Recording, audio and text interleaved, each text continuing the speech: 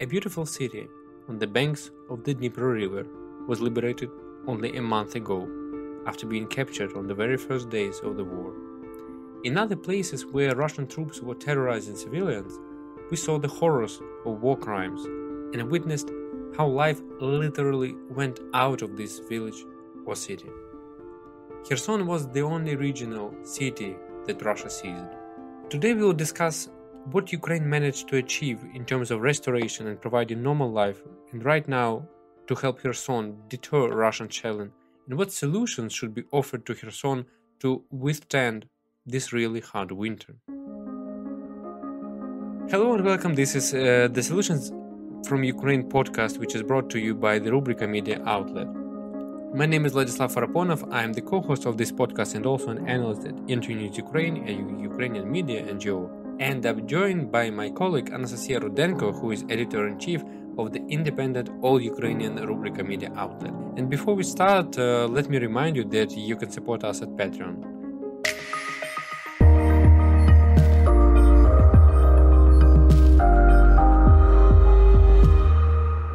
Hello, Nastya. Hello, Vlad.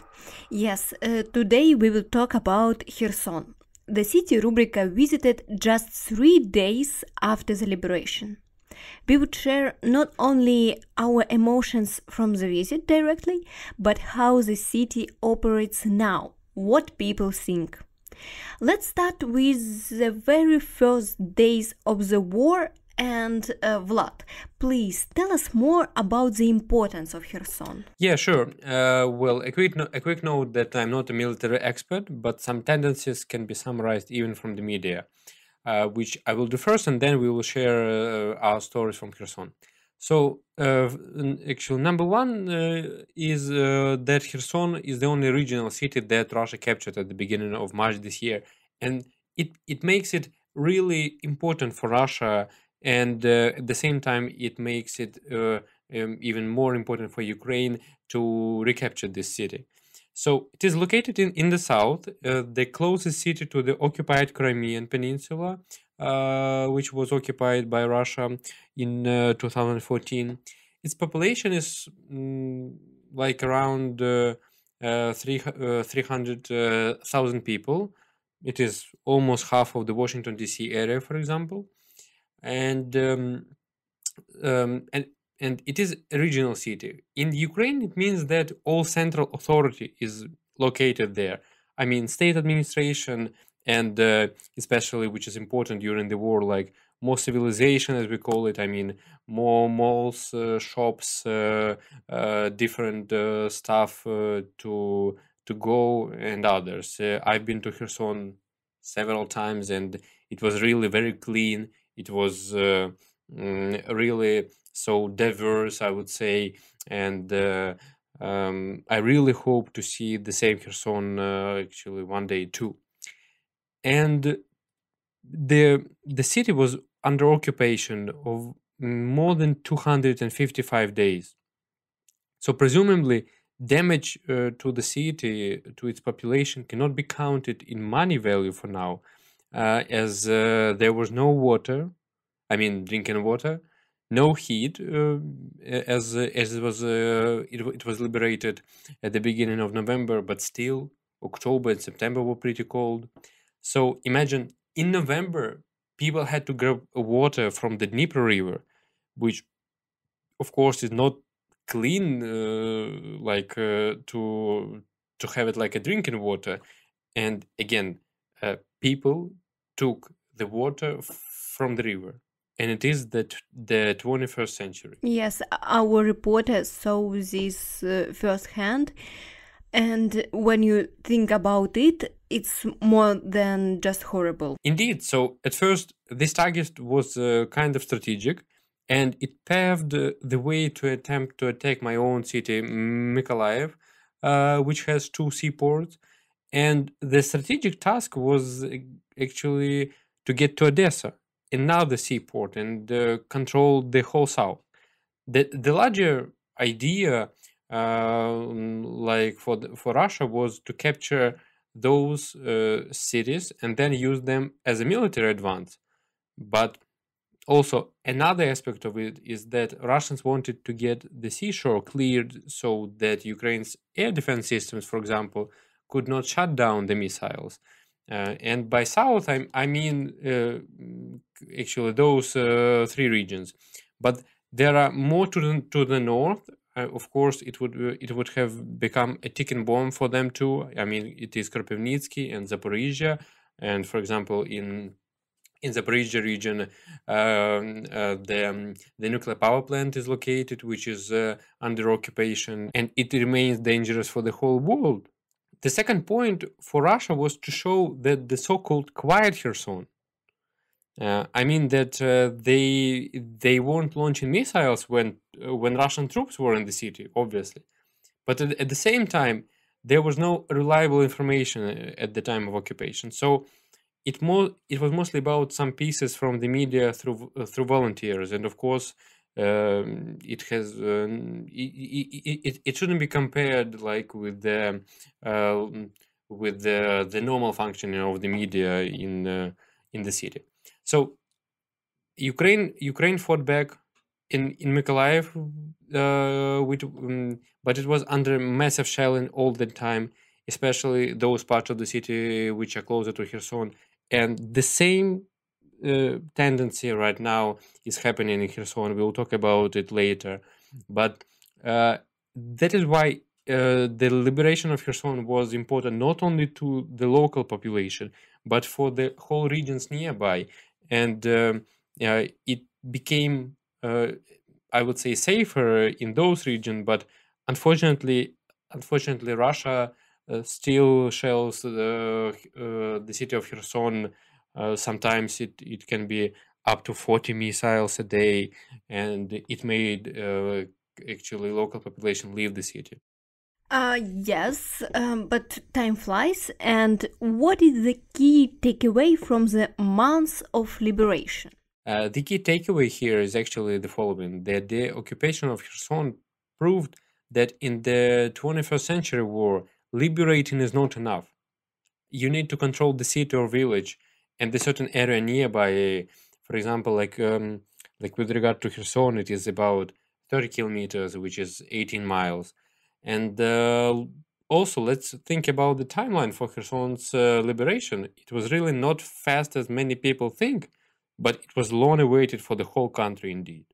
I would even add that all these months, despite Ukraine gained control over the city, the Russians constantly shell it. In terms of promoting Russian propaganda, of course, they wanted to demonstrate like when they were in charge, it wasn't loud, as we call it. This is a message they want to share. And in reality, they shell the residence buildings and critical infrastructure in order to leave people without electricity, water, and any civilization.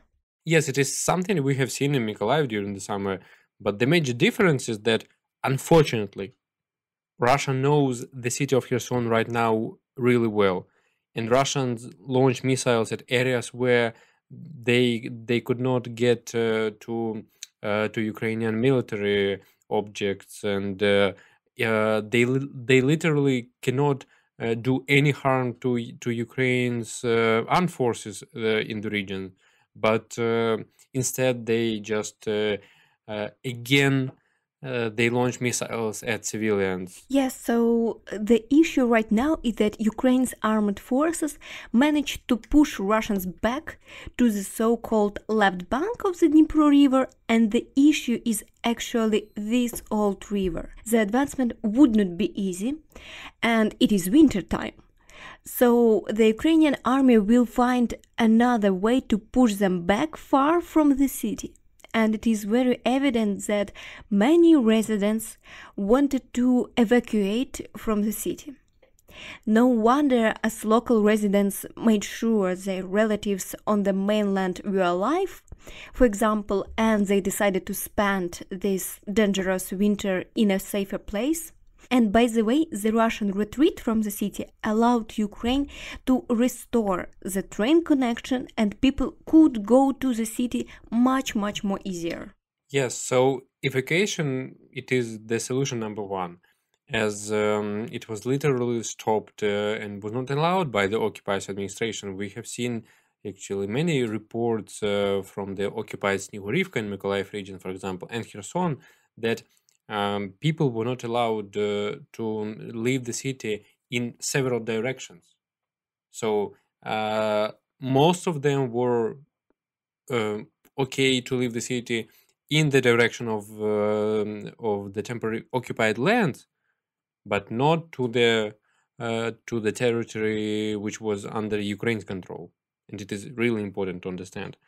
So and getting back to comparisons with Mykolaiv, similar information on Kherson is not allowed to be shared, but I assume it is too dangerous and irrelevant to repair the damaged energy facilities, for example, different civilian infrastructure, as the shelling takes place at this particular time. Speaking about of Kherson's liberation, Rubryka's reporter went to the city only 2 days after the deoccupation, and he literally said that if if you have ever been to a Rolling Stones concert in the first row and you watch it on TV, those are major differences of your understanding of the emotions about Kherson's liberation. And like if you've been there or you watched it on TV or on the internet. So liberation was very inspiring for local residents and actually for the whole of Ukraine. It gave people hope, which is really needed. Yes, he said that the air was different. Yeah. And by the time he was there, the major issue were connection, water, and heat. So, Vlad, if you have mentioned solutions, what other solutions should be considered? Like 2 weeks ago, the operation of the pumping stations, which provides water supply for 70% of the population, was restored, and the electricity supply has been restored for 85% of consumers. It's very good news. Yes. I would also actually commend on those achievements as like the city was under occupation for almost a year, and like to restore a really critical infrastructure in a short period of time, it is really remarkable. And I would say that actually water stations that provide water to houses, of course, the humanitarian aid are needed. I can think about really mm, some some work in Kherson with no water or heat. So an evacuation is an option for those who can go, but at the same time there are those who cannot leave their homes, and they face really difficult choice to stay at the and at the threat of the at the missiles attack, or go and perhaps leave their comfort zone, leave their usual conditions. Rubryka reported on the website the article of how the evacuation from Bakhmut looks like. It is the city which is really destroyed like hell. So it is done with the help of Doctors Without Borders, Ukraine's Ministry of Health, and Ukrzaliznytsia Railways help to leave danger zones. First, people are taken to Dnipro, then by special train to Kiev. This train is equipped with all they need to make this transfer safe.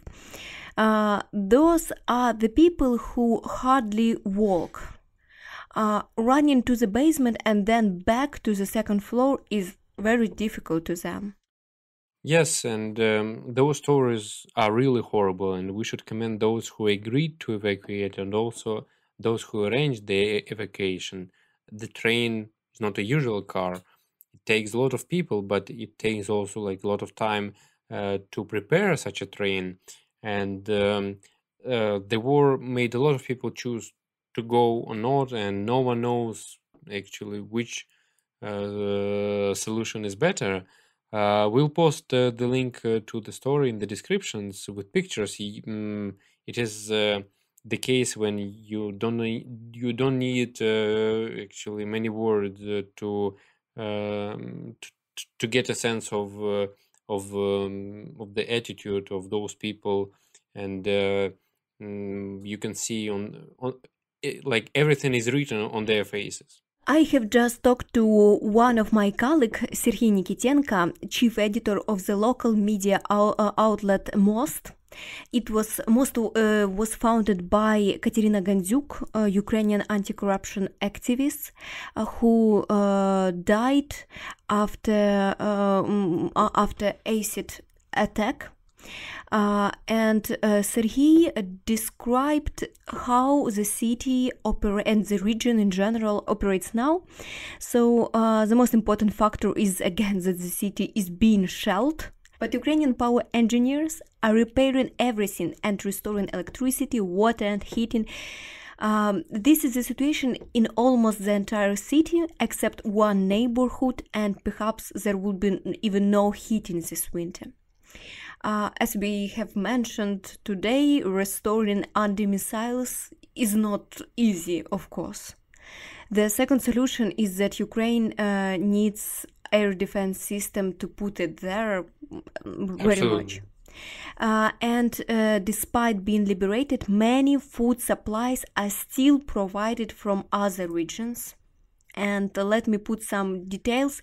There was no bread for a long time in some villages of Kherson region. Such a basic need, not to mention about other stuff.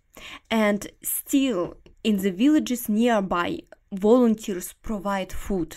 And Serhiy, by the way, said that it is very important to get rid of collaborators who were helping Russians in the city, especially when it is about local authorities. Yes, so he mentioned like special attention should be paid to those who were occupying some jobs in the occupiers administration. And Yeah, because of money, because of like maybe their personal sentiment, but yeah, it is they are traitors. Yeah, so yeah, indeed, and actually speaking about initiatives, Rubryka published an article on how to help Kherson region on the very day of its liberation. But at the same time, the piece is still relevant.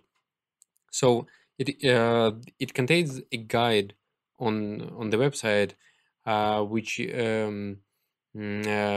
describe how you can help, for example, to the Kherson Community Foundation Захист, which means protection in Ukrainian. So yeah, there you can find more about assistance options, and every contribution saves the lives of the children of the Kherson region.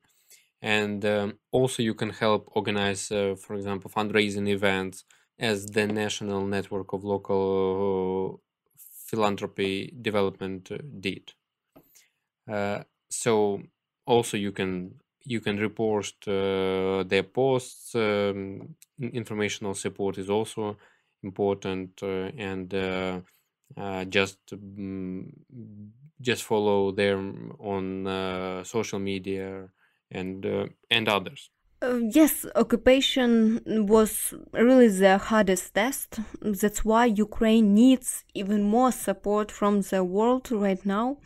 And this is an even more challenging moment as Ukraine managed to withstand, recaptured lots of cities and villages. Yes, and as for now, very much, not everything, but still depends on volunteers. And it gets colder and colder to volunteer, to take care of yourself and others. And also, actually, that is why we ask you to support our work on Patreon. Rubryka's team is small but does great things amid the war. The war is not an excuse for us. And with your support, it will be much easier to move forward and continue reporting about the war.